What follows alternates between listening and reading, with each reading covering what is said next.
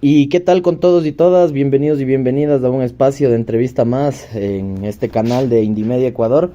Hoy nos encontramos con David Almeida, él es secretario nacional de la Asociación Nacional de Trabajadores del Petróleo, ANTEP. Entonces vamos a conversar un poquito sobre este proceso de amedrentamiento, de intimidación y todo lo que ha tenido que sortear nuestro estimado David desde el 12 de septiembre que decidió hacer una denuncia. Entonces, ¿cómo estás, David, esta noche? ¿Qué ha pasado desde el 12 de septiembre hasta el día de hoy, que es 23? ¿Sigues como teniendo que atravesar este tipo de inconveniencias? Bueno, saludos Mateo, muchas gracias por la entrevista.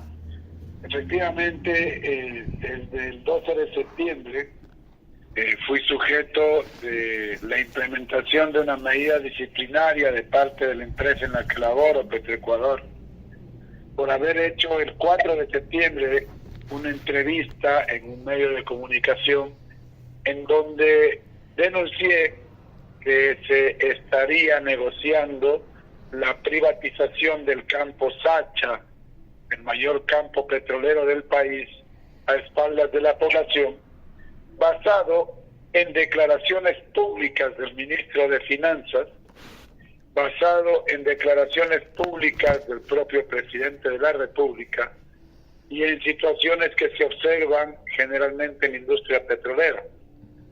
El 12 de septiembre, además, fue el día en que inicia una campaña electoral para dirigir el comité de empresa de Petroecuador, en donde nosotros somos los candidatos más opcionados a ganar. Y la patronal inicia un proceso disciplinario en mi contra con la finalidad de sacarme de la empresa mediante la medida de visto bueno. Ese proceso disciplinario se inicia además no como lo hacen con cualquier trabajador en cualquier proceso disciplinario, que simplemente notificarle mediante los canales electrónicos normales de la empresa, sino que en mi caso lo hacen utilizando la Policía Nacional para llegar a mi domicilio, supuestamente con la intención de notificarme en un acto intimidatorio usando los aparatos del Estado. Y lo grave de todo esto es que no ocurre que esta sanción sea por un tema laboral. Es decir, ellos expulgaron hasta el último mis asistencias a trabajo, expulgaron mis evaluaciones de desempeño y no pudieron encontrar nada en lo laboral que les permita justificar una sanción contra mí, y tuvieron que hacer una medida directamente política, es decir, acusarme de haber usado mi libertad de expresión y mi derecho a la libertad sindical como dirigente gremial para exponer una preocupación sobre una política pública en hidrocarburos. Y finalmente lo que se pretende con esto no es solo callarme a mí, sino callar al movimiento sindical respecto de su defensa del patrimonio nacional. Hasta el día de hoy nosotros hemos entregado en el plazo estipulado la defensa legal de parte de mi equipo de abogados, que de paso son ad honorem, es decir, que no nos están cobrando un centavo como parte de las grandes medidas de solidaridad que hemos recibido de nuestro pueblo también. Y estamos a la espera de que el proceso siga, exigiendo que se detenga el mismo y que se dé explicaciones respecto del uso de la fuerza pública para notificar un mero procedimiento laboral. Totalmente. ¿Crees que quieran ellos provocar en corto o largo plazo tu despido o algo que te ponga por fuera como o fuera del comité de empresa, como si fueras una ficha que está interviniendo o interrumpiendo los intereses del gobierno?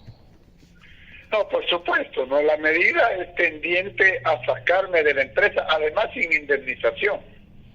Al ser yo un dirigente sindical, la ley me protege contra el despido intempestivo. Por tanto, la única forma en que me pueden sacar de la empresa es mediante una acción de visto bueno, que implica además que yo salga de la empresa sin recibir liquidación alguna. Claro.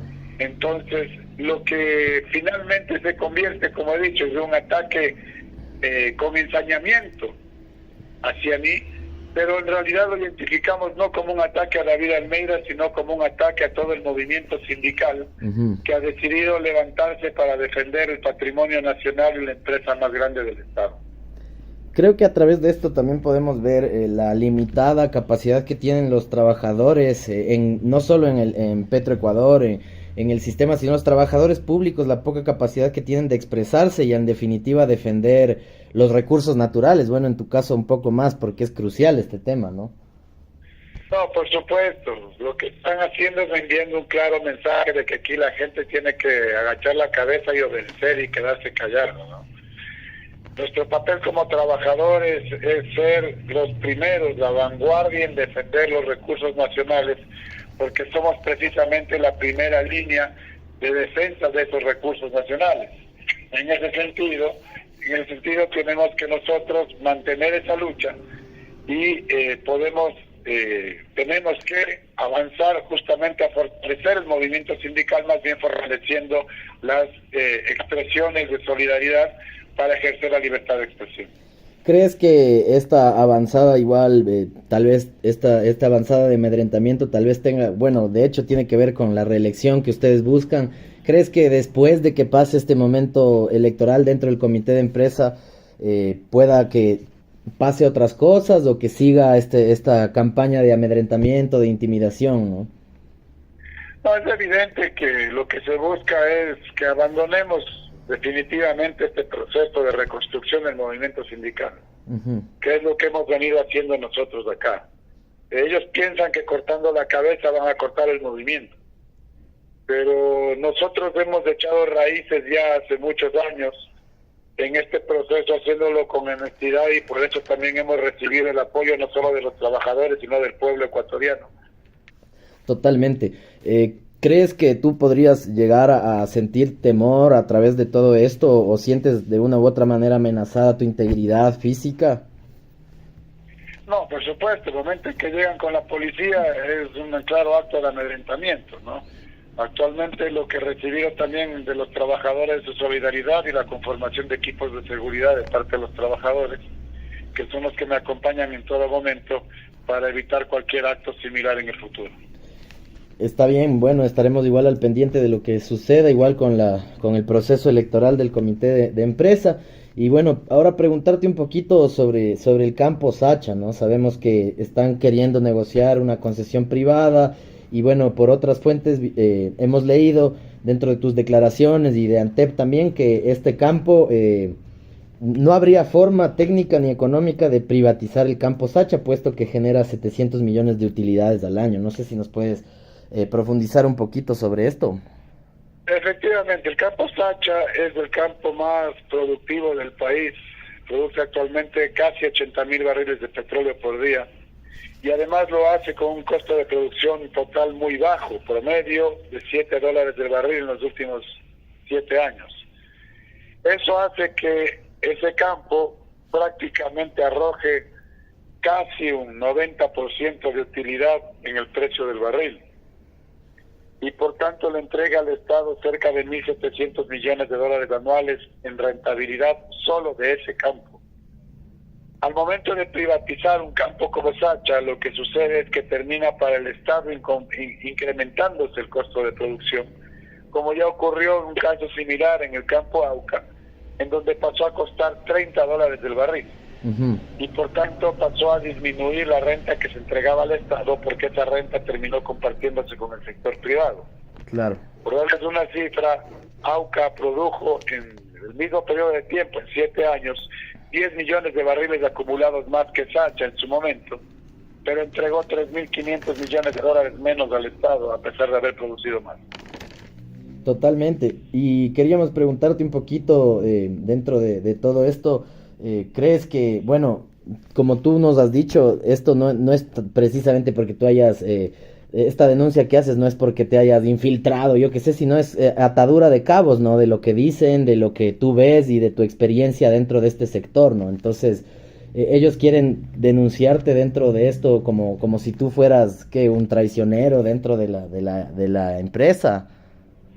Sí, me acusan de revelar supuestamente información confidencial cuando mis declaraciones fueron basadas en declaraciones públicas de ministros de Estado y en conjeturas obvias de lo que está sucediendo en la industria. Eso es parte justamente de la defensa que hemos estado impulsando a nivel de la empresa para lograr que se desvanezca ese proceso disciplinario. Entonces, es decir, este proceso de licitación en el campo Sacha está activo, está todavía en pie, se podría decir. Hemos escuchado que Bueno, hasta ahora el gobierno no ha dado respuesta, ¿no? Porque lo que hacen es perseguir, es terminar confirmando que lo que decimos es verdad mediante este proceso disciplinario, pero no le dan una respuesta al país, que es lo que deberían dar. Claro, y los medios de comunicación tampoco lo toman tan con la trascendencia que es, ¿no? Correcto, así es, efectivamente. Esto se oculta. Hemos escuchado que dentro de este proceso de denuncias también estaba pensándose como atravesar el campo Amistad, que tiene también gas. ¿Qué se sabe o qué se ha sabido de este espacio?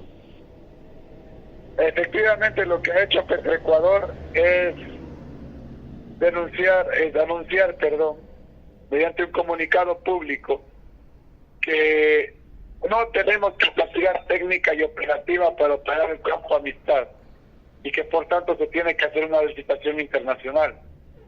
Cuando Petroecuador ha venido operando ese campo por 13 años, lo recibió de la empresa privada, produciendo cerca de 30 millones de pies cúbicos por día.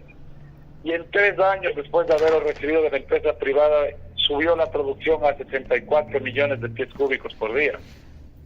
Esta producción fue declinando después, no por falta de capacidad técnica y operativa, sino por la falta de inversiones intencional que se hizo desde el Estado, porque se abandonó el campo de parte del Estado en cuanto a recursos económicos para inversión.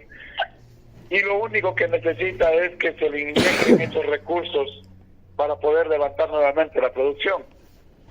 Por darles una cifra nuevamente, lo que se necesitaría es cerca de 40 millones en un año para levantar cerca de 20 millones de pies cúbicos en la producción, simplemente con unos trabajos de reacondicionamiento que se deben realizar. Pero eso no se quiere entregar. Y por otro lado, al mismo tiempo, el gobierno anuncia medidas para condonar la planilla eléctrica durante 3 meses de la población, cosa que curiosamente tiene un costo de cerca de 40 millones de dólares, precisamente. Es decir, se prefiere adoptar medidas electoreras en lugar de pensar estratégicamente en lo que necesitamos hacer con una planificación centralizada para aportar con la energía que necesita el país para superar la crisis. Otra de las denuncias que nos generó, nos quedó en la mente era que hubo un retiro, al parecer, de 640 millones de dólares de Petroecuador. ¿Qué se sabe de eso?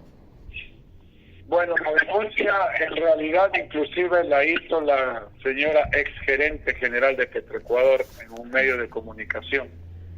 Nuevamente no se me vaya a decir que yo estoy revelando información confidencial, claro. Esto es público. Y de hecho ella anunció que a Petroecuador se le había retirado el total de cerca de 1.000 millones de dólares de su fondo de liquidez. Lo que es gravísimo porque es básicamente atentar contra la autonomía administrativa y financiera que por ley debe garantizarse a la empresa, y además sacar los fondos de una empresa que debería hacer inversiones para incrementar producción e ingresos para el Estado. Luego dicen que la empresa es ineficiente y que por eso se tiene que privatizar. Entonces, a esto nosotros hemos llamado una política de autosabotaje, porque lo que hacen es precisamente quitarle la posibilidad de operar a la empresa para después decir que tiene que entregar a intereses privados. Totalmente, entonces ese autosabotaje está en la infraestructura, está en el proceso de inversión, es algo que tiene mucho por hacer, se podría decir, y al parecer en este gobierno no se dará, ¿no? Efectivamente, ¿no? Lo que se ha venido haciendo ya hace rato y es una vieja receta, es sacar los fondos, sacar el presupuesto a las empresas, acusarlas de ineficientes, además de echar la culpa a los trabajadores y a los trabajadores organizados, sobre todo, de ineficiencia de las empresas. cuando somos los trabajadores los que mantenemos a flote la empresa. Totalmente. Sucede casos normales en que incluso nosotros mismos tenemos que comprar hasta los repuestos de los vehículos, porque no se entrega dinero ni se tienen los contratos para poder entregar los repuestos a los vehículos para la movilización del personal en zonas como el Oriente, por ejemplo. Pues si los trabajadores somos tan comprometidos con nuestra empresa que ponemos hasta de nuestro bolsillo para mantener la operación, mientras el Estado todo el tiempo le está quitando los recursos a la empresa, saboteando su propia operación. ¿Crees que en efectivo el Estado presupuestariamente, o sabes tal vez las cifras, cuál fue ese recorte presupuestario, o si es que se piensa hacer más recortes a Petroecuador, ¿no? Bueno, la única cifra concreta que se tiene en este momento es lo que dijo la señora exgerente general de Petroecuador, que habló de $1.000 millones. Uh-huh. Entonces, esa es la única fuente oficial que tenemos, guardando siempre el cuidado de que no me vayan a acusar otra vez de revelar información confidencial. Que tal vez, estando del lado de ellos, pueda que quieran seguir atacándote, ¿no?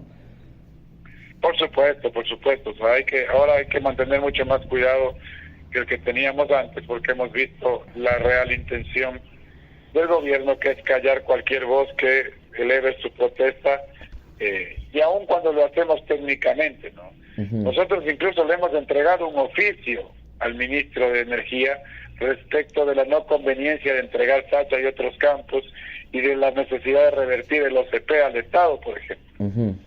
Y en ese sentido no ha habido más que evasivas en la respuesta que hemos recibido del Ministerio de Energía, antes que el debatir las cifras y los sustentos técnicos que nosotros hemos colocado en ese oficio.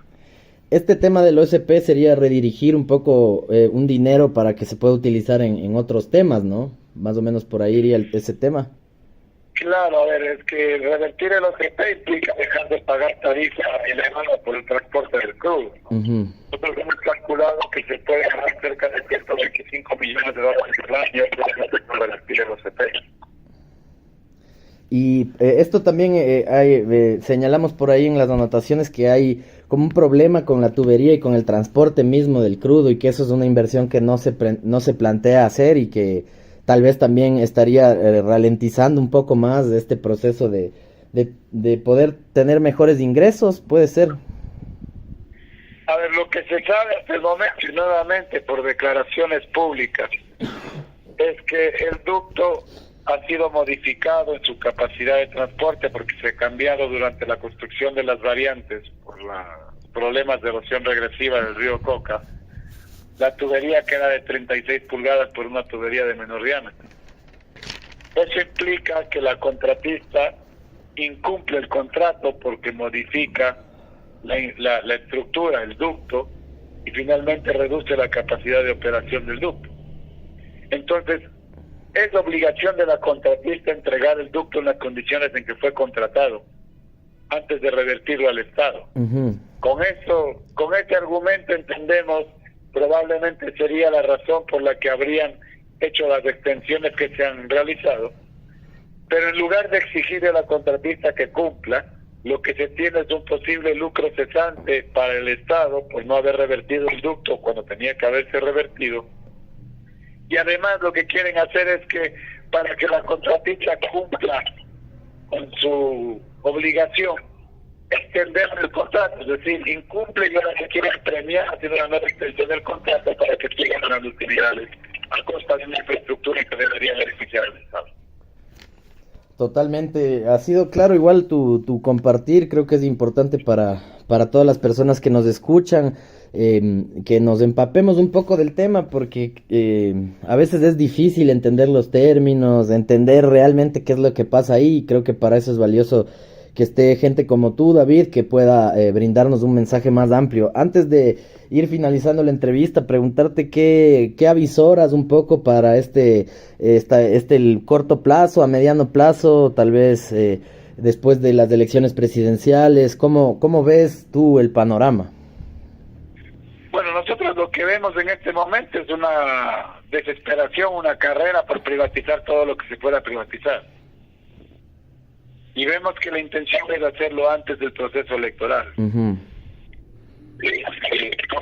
Precisamente estamos rechazando estas acciones porque además no solamente es de intención de privatizar, sino de hacerlo a la carrera, y que probablemente eso puede tener peores consecuencias que la propia privatización, haciéndola en los tiempos adecuados. Entonces, en realidad me gusta más por esa desesperación que tienen de entregarlo todo. Esa preocupación que tenemos, y entenderíamos que la política represiva viene justamente por esa crítica que estamos haciendo y por la incapacidad del gobierno de responder a la crítica sustentada que nosotros hacemos, de responder con datos y sustento técnico, y por eso tienen que responder con una agresión y una intimidación de parte de fuerzas del Estado. Muchísimas gracias, David. Bueno, estaremos al pendiente igual de cualquier cosa que pueda suceder. Gracias por tu tiempo, por tus palabras, igual por la entereza que has tenido al afrontar esto, que creo que muchos trabajadores tal vez difícilmente la obtendrían, que es realmente tener las agallas de enfrentar a un ente que es mucho tal vez más grande y que tiene muchas más facilidades para jugar a su manera, por abajo, por arriba de la mesa, como sea. No sé si es que quieres mandar eso, un mensajito a todo el sector de los trabajadores, tanto públicos y privados, a puertas de esta crisis energética, crisis de agua, de sequías, y también esta crisis que se viene dando en alrededor del sector petrolero. No, bueno, primero yo quiero agradecerle al pueblo ecuatoriano por la solidaridad que han tenido conmigo. Es la primera vez que yo veo mi nombre convertido en tendencia en una red social durante 2 días, y no como suele ocurrir porque le insultan a alguien, sino por las muestras de cariño y solidaridad que hemos recibido de la gente, de los trabajadores, pero también de la población. Y por eso debo ser grato con la gente que ha sabido manifestarse y reconocer el trabajo que hemos venido haciendo en defensa del patrimonio nacional.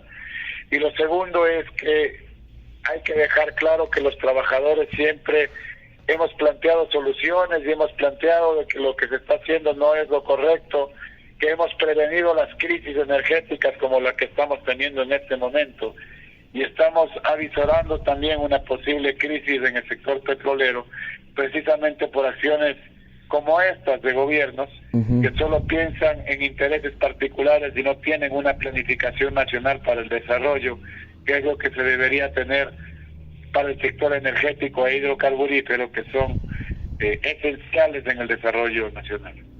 Totalmente, muchas gracias de nuevo, y bueno, decirte que desde acá, desde Indimedia Ecuador, y todas las personas que nos escuchan, igual extendemos la solidaridad y ese lazo un poco para poder comenzar a hablar de esto, igual después de un tiempo en el que el sindicalismo ha sido duramente vapuleado por y muchos gobiernos, ¿no? Que se pueda resurgir desde este punto.